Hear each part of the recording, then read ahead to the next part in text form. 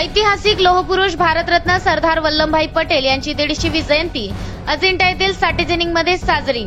साठेजिनिंगमध्ये एक दिवस होते सरदार पटेलांचे वास्तव्य। किरण पवारांनी घेतला पुढाकार। नमस्कार, मी Sanjana Bhambore, Blue Storm TV news channel मध्ये आपल्या सर्वांचे स्वागत आहे आणि ही बातमी आहे छत्रपती संभाजीनगर जिल्हा प्रतिनिधी सतीश लोखंडे यांच्याकडून। भारतरत्न लोहपुरुष सरदार वल्लभभाई पटेल हे भारताचे गृहमंत्री असताना हैदराबाद मुक्ती संग्रामावेळी अजिंठा येथील साठेजिनिंगमध्ये आले होते। तेथूनच त्यांनी जुलमी निजामाच्या विरोधात कार्यवाही करायचा प्रारंभ करून निजामाचा पराभव केला व निजामाच्या ताब्यातील मराठवाडा प्रदेश स्वतंत्र भारतात समाविष्ट झाला।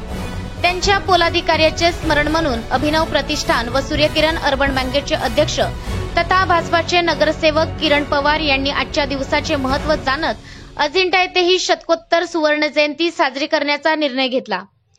त्या काळी स्वर्गीय प्रभाकर साठे हे प्रदेश काँग्रेसचे मोठे पदाधिकारी होते।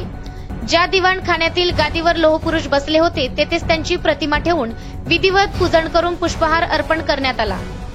यावेळी पवार यांनी साठे कुटुंबातील वयस्क असलेले माधवराव साठे यांचाही सत्कार करण्यात आला। सरदार वल्लभभाई पटेल ज्या दिवशी अजिंठा येथे आले तेव्हा माधवराव साठे हे 3 वर्षाचे होते व तेव्हाही उपस्थित होते।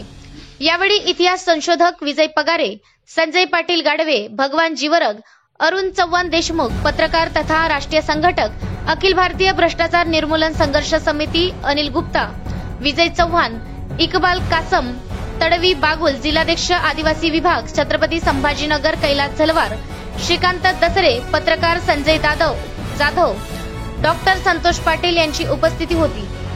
आता मराठवाड्यातील प्रत्येक शाळेत व सरकारी कार्यालयात लोहपुरुष सरदार वल्लभभाई पटेल यांची जयंती साजरी करावी अशी मागणी सरकारकडे केली आहे व पुढील वर्षीपर्यंत हा शासन निर्णय झालेला असेल।